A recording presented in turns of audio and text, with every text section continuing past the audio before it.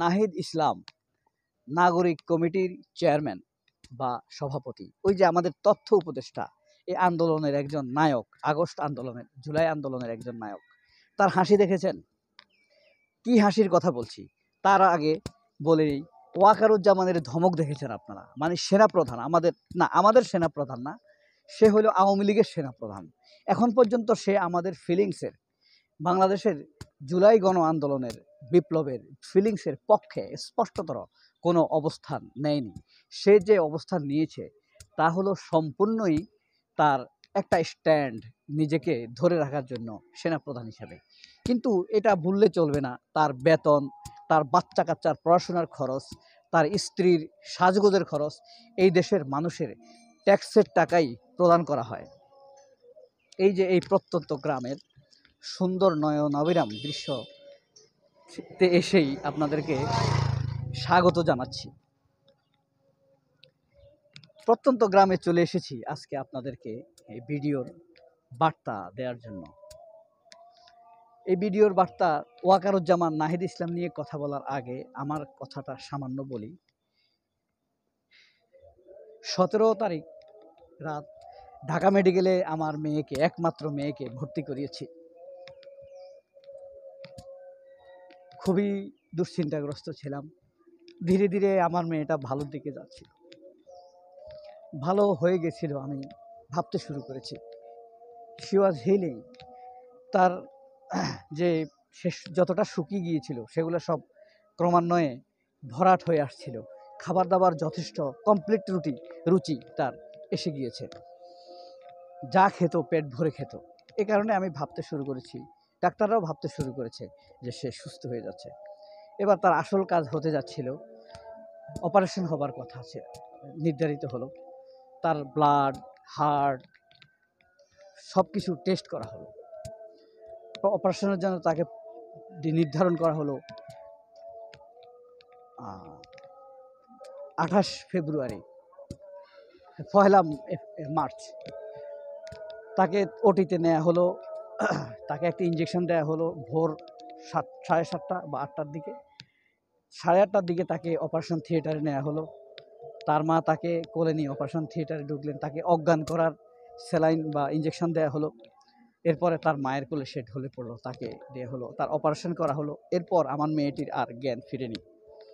গতকাল 10:30টায় আমার মেয়েটি মারা যায়।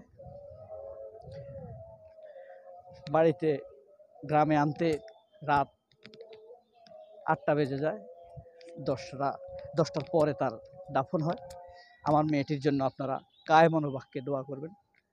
আপনারা যদি আল্লাহর কাছে প্রার্থনা করেন, আল্লাহকে যদি বিশ্বাস করেন, সেই প্রার্থনায় আমার মেয়েটাকে রাখবেন। আমার একমাত্র মেয়ে, আমাকে যেন আল্লাহ ধৈর্য দেয়, রাখবেন, সেই দোয়া করবেন।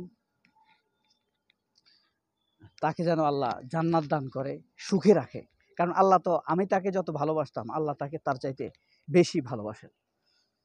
এ কারণেই তার মৃত্যু আমাদের জন্য যেন জান্নাত এবং শুভকামনার বিষয় হয়ে দাঁড়ায়। আমরা সেই প্রত্যাশা করি আপনার কাছে, সেই দোয়াটি আশা করি আপনি আমাকে সেই প্রার্থনায় রাখবেন। তার দাদি তাকে অসম্ভব ভালোবাসত। তার সাথে 11 দিন গোসল ছাড়া একই সাথে ছিল। তো এই যে আমরা যে বলতেছিলাম, এই যে নাহিদ ইসলাম এবং ওয়াকারুজ্জামানের কথা, ওয়াকারুজ্জামান কিন্তু কখনোই আন্দোলনের পক্ষে ছিল না। শেখ হাসিনা বিদায়ের কিছুদিন আগে ওয়াকারুজ্জামান সেনাপ্রধান হয়। এখন আমরা তাকে আসলে মানুষকে মানে ঠুনকো বাহবা দিতে কিছুটা পছন্দ করি। এই ওয়াকারুজ্জামানকে ওই বাহবাটাই আমরা দিচ্ছি। আসলে জুলাই আন্দোলনের ন্যূনতম সামান্যতম কোনো অবদান তার নেই, অন্তত আমি দিতে রাজি নয়। কারণ সে শেখ হাসিনাকে তাড়িয়ে পালিয়ে যেতে সহযোগিতা করেছে, এবং সে যদি এই আন্দোলনে গুলি চালাতো তাহলে সেনাবাহিনীর স্যাংশন খেত, হাজার হাজার সেনাবাহিনীর স্যাংশন খেত, তাদের আয় বন্ধ হয়ে যেত।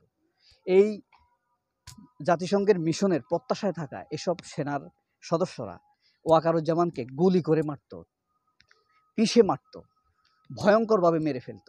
সেই ভয়ে ওয়াকারুজ্জামান আন্দোলনের পক্ষে স্ট্যান্ড নিয়েছে। আলোচনাটা কিন্তু ধাপে ধাপে শুনবেন। এটা আন্দোলনের পক্ষে না, আসলে এটা হলো সে তার অবস্থানের জন্য এই স্ট্যান্ড গ্রহণ করেছিল। আর নাহিদ ইসলাম কি বলেছে, জুলাইয়ের আন্দোলন 5ই আগস্ট যদি সফল নাও হতো তবুও তাহলে এই দেশে গণযুদ্ধের ঘোষণা হতো। এটা কিন্তু নাহিদ ইসলাম বলেছে উপদেষ্টা হবার পর। অর্থাৎ নাহিদ ইসলামদের প্রস্তুতি ছিল লম্বা, সেখানে ওয়াকারুজ্জামানদের ভাত নাই, খানা নাই। ওয়াকারুজ্জামানরা আমাদের কর্মচারী, পেটুয়া তারা, নীতিহীন, বুর্জোয়া। যে তাকে একটা পে স্কেল বাড়িয়ে দেয় সে তার জন্য হাততালি দিবে। তো ওয়াকারুজ্জামান যে ধমকগুলো দিয়েছেন মনে আছে, রাজনীতিগুলোর মধ্যে উদ্দেশ্যে ডক্টর ইউনূসকে ধমক দিয়েছেন। ডক্টর ওয়াকারুজ্জামান এখন পর্যন্ত ডক্টর ইউনূসকে কোনো কমপ্লিট সম্মান করে কোনো কথা বলেছেন, এই জিনিসটি আমি তার ধ্যাতে পাইনি। এমন করেছেন বলে আমি দেখিনি ওয়াকারুজ্জামান। আমার মনে হয়নি সে ডক্টর ইউনূসকে 100% সমর্থন করে। ডক্টর ইউনূস প্রধান উপদেষ্টা হিসেবে থাকুক, আমার মনে হয়নি সে চায়। এই নাহিদ ইসলামদের দৃঢ়তার কারণেই এই কাজটি ওয়াকারুজ্জামানরা করতে বাধ্য হয়েছে। সুতরাং যে কোনো কাজে অনেকগুলো এলিমেন্ট থাকে, ফর্মুলা থাকে। ওয়াকার হলো একটা স্বার্থবাদী ফর্মুলা। ওয়াকারুজ্জামানের সাথে হাসিনাপন্থী সবাই যোগাযোগ করে। মনে আছে 5ই আগস্টের পর ইউনূস সরকার গঠন হবার পর ডক্টর ইউনূসকে না জানিয়ে ওয়াকারুজ্জামান এফবিসিসিআইয়ের সাবেক বর্তমান ব্যবসায়িক নেতাদের সাথে ওয়াকারুজ্জামান দেখা করেছে। এটা একটি রাষ্ট্রের সাথে, সংবিধানের সাথে সে বেয়াদবি করেছে, অসৌজন্যতা করেছে, যদি ভদ্রভাবে বলতে হয়। এরপরে আপনার সে যখন তখন পত্রিকায় সাক্ষাৎকার দেয়, এটা একজন সেনাপ্রধান এভাবে পারে না, এটা তার ফর্মে সাথে যায় না, মিলে না। সুতরাং Waker is not a gentle army chief, he is a selfish army chief, bourgeois army chief. হ্যাঁ, তার জন্য আরও অনেক কথা, শব্দ চয়ন হতে পারে, কিন্তু নাহিদ ইসলামের যে দৃঢ়তা, নিঃস্বার্থ মনোভাব, এসবের কাছে ওয়াকারুজ্জামানকে আমি 2 পয়সার দামও দেই না। হ্যাঁ, ওয়াকারুজ্জামান যদি সেদিন গুলি চালাতো, সে 5ই আগস্ট, তাহলে ওই যে বললাম কি হতো, হয়তো আরো কয়েকজন স্টুডেন্ট মারতো, কিন্তু জনযুদ্ধ চলতো আরো, কিন্তু ওয়াকারুজ্জামানও পালিয়ে যেতে বাধ্য হতো। তখন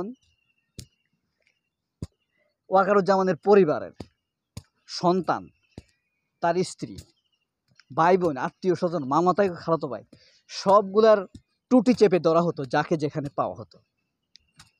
এখনো যে আওয়ামী লীগের কাউকে ছেড়ে দেওয়া হবে তা না। আওয়ামী লীগের নেতৃবৃন্দের আত্মীয় স্বজনের লিস্ট, তালিকা সবই কিন্তু আন্দোলনকারীদের কাছে সংরক্ষিত আছে। বাড়াবাড়ি করলেই খিচে টান দেওয়া হবে, রশি ধরে মারো টান, নেতা হবে খান খান। সেই 14 সালের ডায়লগ কিন্তু 24 সালে এসে আগস্টে ফাইনাল হয়ে গেছে, বাস্তবায়ন হয়ে গিয়েছে। সো ওয়াকারুজ্জামানকে গণনা করার সময় নাই। আসি নাহিদ ইসলামের কথায়। নাহিদ ইসলামের কথাকে আপনি ভ্যালু দিতেই হবে, কারণ নাহিদ ইসলাম যে প্যাট্রিয়টিজম দেখিয়েছেন, দৃঢ়তা দেখিয়েছেন, এটা আমি মাহফুজ আলমের কাছেও পাইনি। মাহফুজ আলমের কাছে এক ধরনের মানে জ্ঞান বুলানো ভাব, একটু পাণ্ডিত্য ভাব, লেশর পেশর ভাব, একটু ভারতপন্থী, একটু প্রগতিবাদী, হ্যাঁ, এই ধরনের কথাবার্তা বলে সে নিজেকে আসলে জাহির করার চেষ্টা করে মাহফুজ আলম। কিন্তু নাহিদ ইসলাম, যাই হোক, আমার বিশ্বাস হয় সে গণমানুষের কথা বলে। এই ওয়াকারুজ্জামানের ধমক, এই যে বারবার কয়েকটা ভাষণ এবং তিনি সাক্ষাৎকার দিয়েছেন, কোনো সাক্ষাৎকারে কিন্তু জনমানুষের কোনো কথা উঠে আসেনি। তার সবগুলো ভাষণে ভারত তুষ্ট হয়েছে, খুশি হয়েছে, ভারত খুশি হয়েছে, আমরা খুশি হইনি, এদেশের মানুষ খুশি হয়নি। তিনি ধমকাচ্ছেন, এই করছেন, সেই করছেন, কিন্তু তিনি দেখেন আয়নাগর নিয়ে তিনি অনেক চিটারি বাটপারি করেছেন। তারপরে তিনি এই যে আপনার গুম খুনের বিচার নিয়ে, বিডিআর হত্যা নিয়ে ওয়াকারুজ্জামান যে স্ট্যান্ড গ্রহণ করেছেন তা সম্পূর্ণ প্রতারণা। তাকে কোনোভাবেই সামান্যতম সৎ স্বীকৃতি দেওয়া যায় না। আর আর্মির চিফ হিসেবে তার এই পদে থাকার আর কোনো যোগ্যতা নাই। এখন বিকল্প কে সেটা বলছি না, ওয়াকারের বিকল্প এখন আসার দরকার নাই। ওয়াকারের চাইতে খারাপ লোক তো আছে, ওয়াকার অবশ্যই খারাপ লোক, কিন্তু ওয়াকারের চাইতেও খারাপ লোক আছে। ওয়াকার আরও থাকুক, আর তার সম্পূর্ণ পাপ আমরা দেখতে হবে। যাতে কিন্তু সিদ্ধান্ত নেবে, বিচার কিন্তু হবে। হাসিনাও কিন্তু ছাড় পায় নাই। সো সাবধান ওয়াকার, সাবধান সকল দেশদ্রোহীরা। আল্লাহ হাফেজ, আসসালামু আলাইকুম।